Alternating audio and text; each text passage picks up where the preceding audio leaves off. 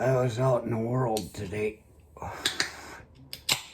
making my way back to you, babe, with a burning hate inside. I'm driving. I enjoy the ride. I like feeling like I'm just really running the road and moving through things and being able to see the road ahead of me. And I get going through a string of roundabouts. And the roundabouts, everybody complains about the roundabouts. Oh, they just screwed everything up by putting those in. You see people go, hitting the fucking statue by the high school. They're like, I don't know how to deal with it. And of course, we don't like the roundabouts. But of course, as I've tried to explain before, what I've noticed is that if there's something I don't like, it's probably because I'm not good at it. And I'm pretty sure there's a psychological fucking thing to this.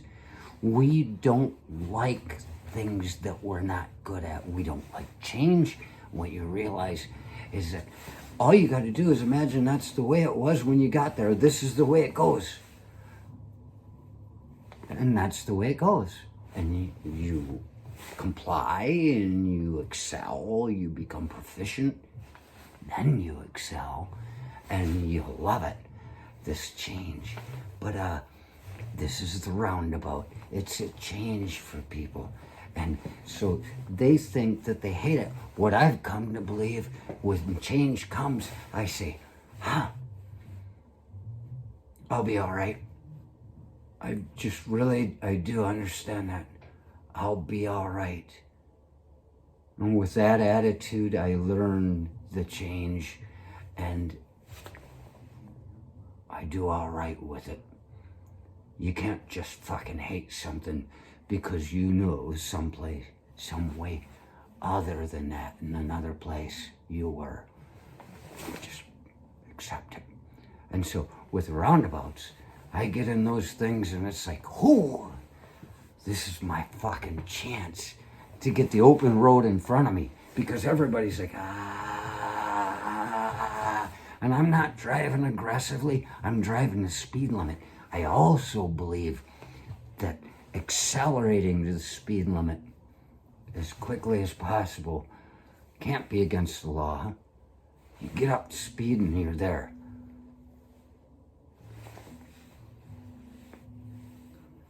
So I accelerate as quickly as possible and get to where I am while everybody else is going and building up a fucking line of people behind them.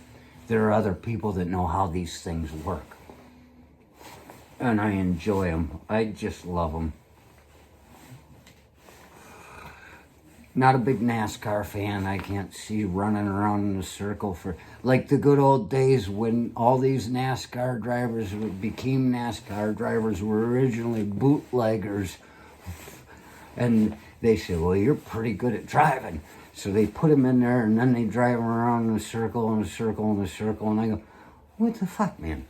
Drive 500 miles. They got liquor in the trunk? They don't have liquor in the trunk anymore. They don't even have it in the trunk anymore. They go 500 miles to get where they started. And there's no point to it. That's the way I look at it.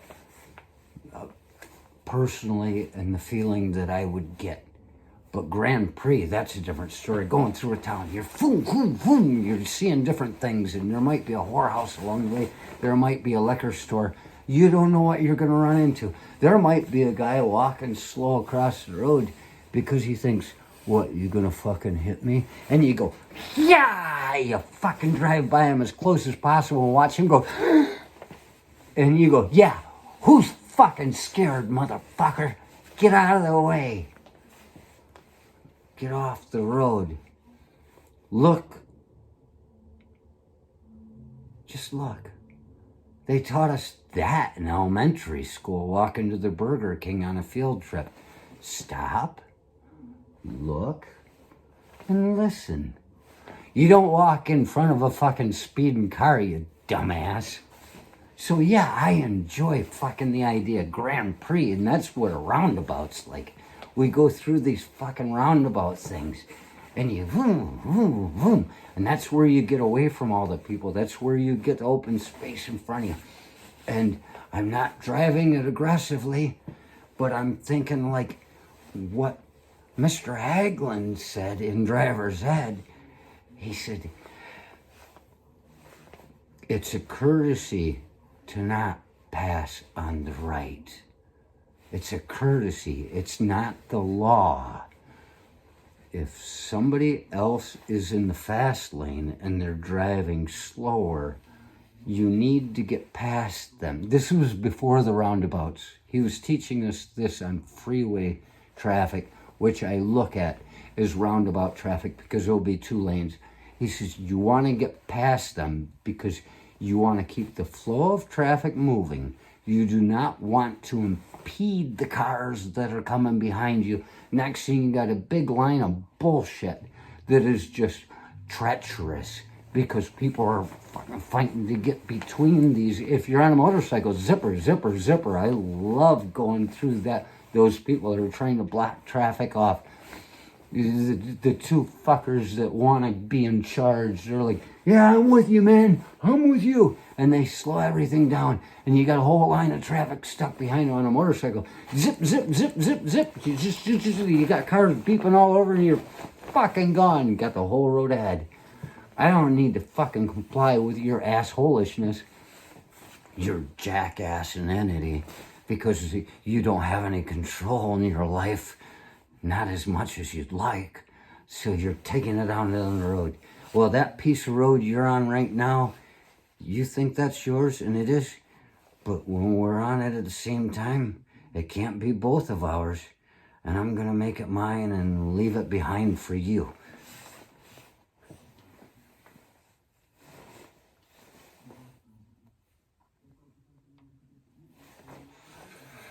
So I'm coming through the roundabouts and I roll through. And I'm not being aggressive. I'm just getting the speed, getting past the guy that's over there on the left.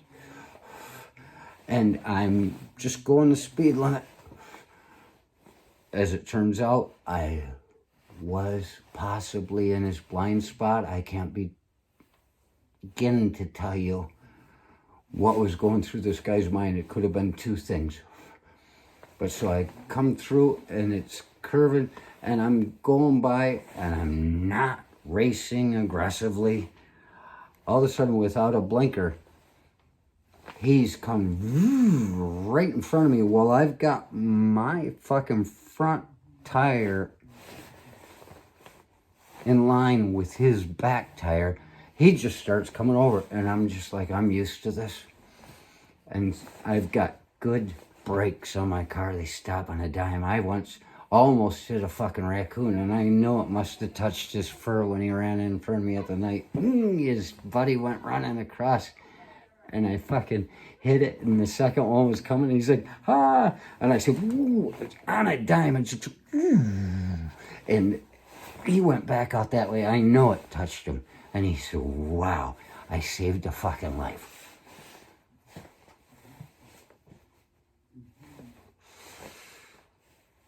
And probably a fan belt. I don't know what would have flown up into my engine at that time. But so this guy just goes, and I didn't panic. I didn't even swerve. I just went boom, and because I knew we were both going fast enough, and I just went, and he just got in front of me like that. He would have nailed me. And then I moved over to the left to get in the lane that he was in, and I think he realized I was there and he panicked. He was like, oh fuck. So he went, tried to get, and I went, boom, and he came back in behind me, and I could see he had a headlight out. It's just getting dark.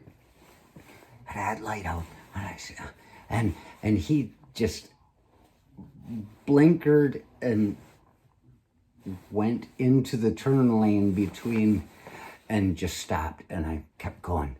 Oh, I was behind him still. He came back. I'm sorry about that.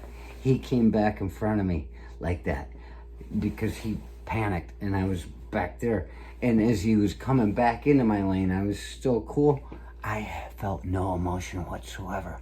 This is the beauty about focus, how time stands still. They talk about it, how it's like everything slows down. It's because it's the one rare occasion on a day when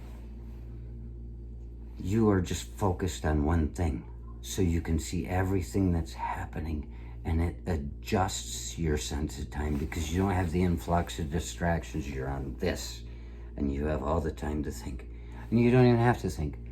If you're panicking, then you're fucked. But if you're just aware, you're like, oh, yeah, pow. They don't even see it coming. But he pulled back in front of me like that. And as he was doing it, coming back, I realized it was probably a mistake. And I got my cigarette in my hand. And I just raised my hand up. I said, it's okay. I don't know what I look like, but I said, it's okay. And he was like, ah. And then he put on his left blinker and pulled into the turning lane and came to a stop. And I went by. And I was watching, and he's sitting there. I'm like, why is he going left now if he was trying to go right?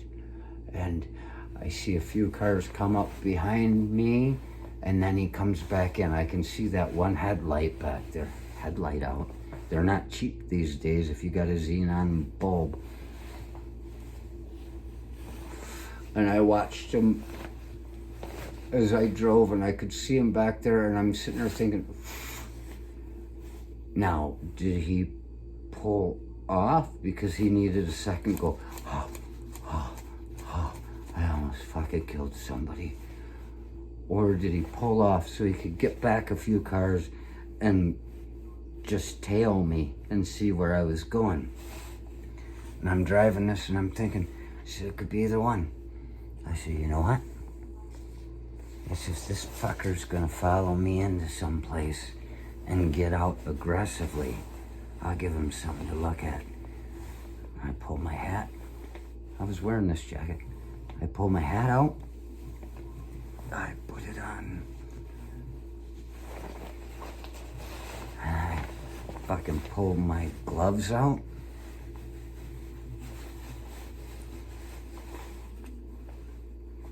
And I put them on. I said, this fucker, when I stop, he comes blowing up behind me.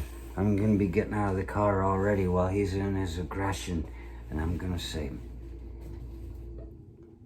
this is something to look at, isn't it? You gotta wonder who this fucker is that's coming out all prepared and looking at you, wondering what you're about to do, wondering if you know. And, you know,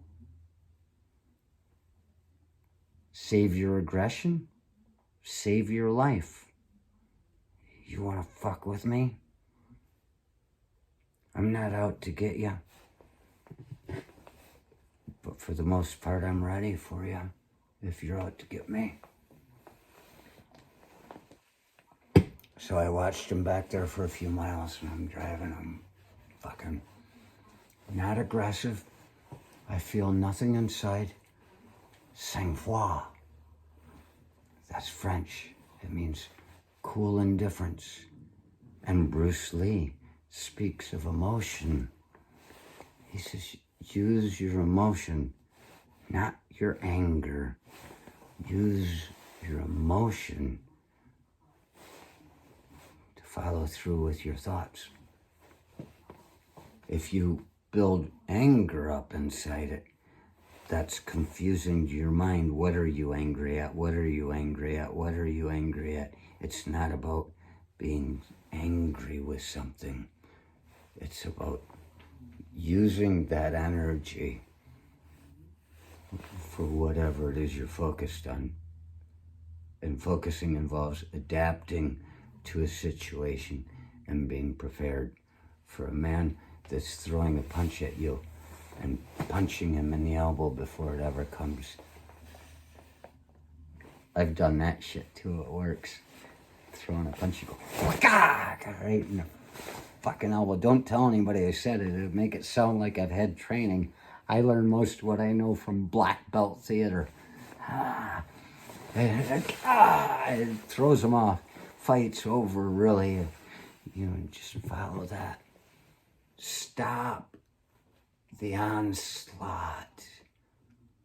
Defend yourself. So he's back there and I see him. I pull into the liquor store and I get out of the car and he drives by. And I said, okay. I don't know what he was thinking, but nothing happened. Doesn't matter. It's not a problem. I felt no aggression towards this man. But if he had it, I was ready to help him. Stop your aggression. Save your life. That's a mantra. Focus. And so here I'm wearing this stuff. And something pops up. There it is. Shit's always popping up. And there's this thing. People complaining. Oh my gosh. They're forcing people to resign from the military because they won't get their shots. Even whores get their shots. And they are not all in any position of indentured servitude.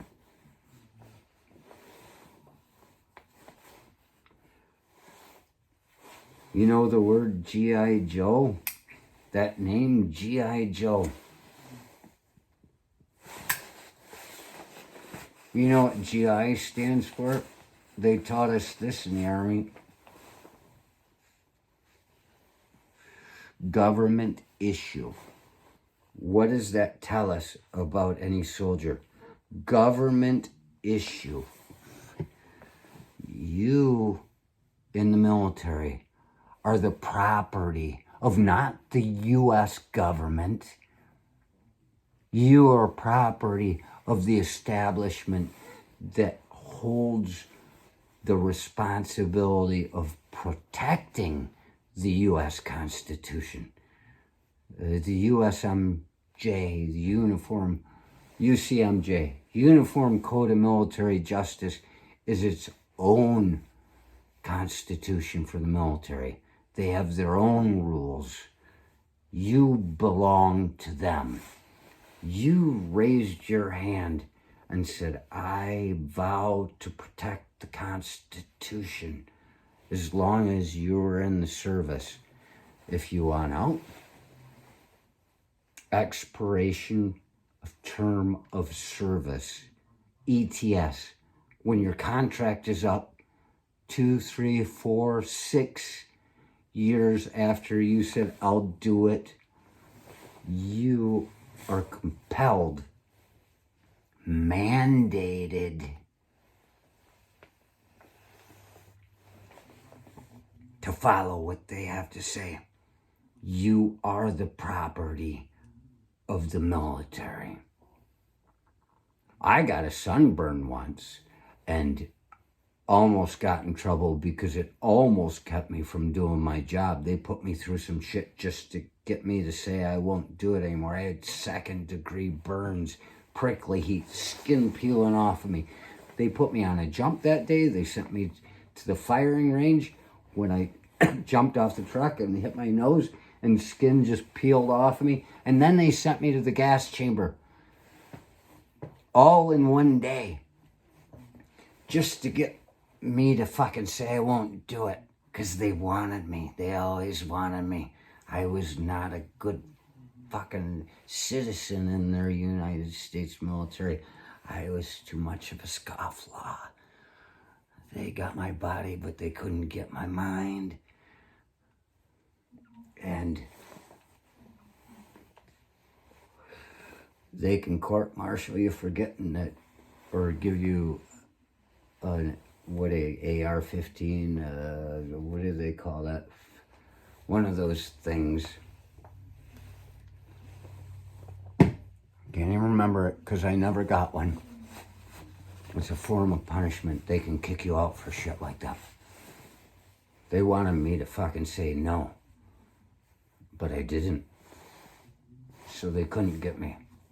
They didn't have enough evidence to get me because I never said I can't do it.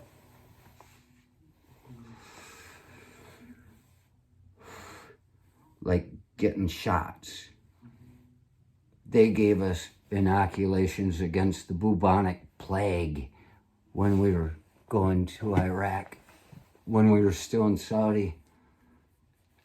Yeah, gamma globulin shots, a silver bullet, had all kinds of shit in it. We're getting a bubonic plague vaccination. You're going, why would they give it to us? You don't have a right to say no. They just fucking shot you up with it. And in basic training, they gave us all smallpox vaccinations. And they said, it doesn't matter that you've got a scar from your youth, from the smallpox vaccination. We want to be sure you're vaccinated now. Why? Because they're going to dump fucking chemicals, biochemicals on the enemy is all I could figure. And they want us to keep fighting. Keep fighting. And when the enemy's dead, you can drink their beer. You're going to feel okay. So these guys, they say they're forcing people to resign because they won't get their inoculations. These fuckers raised their hands and said they have no right to fucking keep their owners from keeping the owner's property healthy and safe. You do what you say, or you get out dishonorably, if necessary. Save your aggression. Save your life.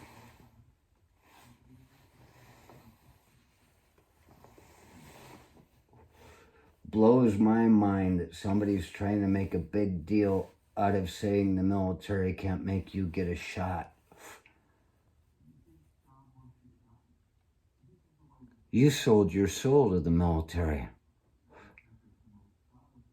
And if you didn't sell your mind, you better keep it in order long enough to get out honorably, because they're watching you. These fucking people saying it's wrong to make somebody's property not comply. Get out. Just get out. You can live, you can die any way you want when you get out. But if you're in, it's mandatory that you stay alive as long as it takes for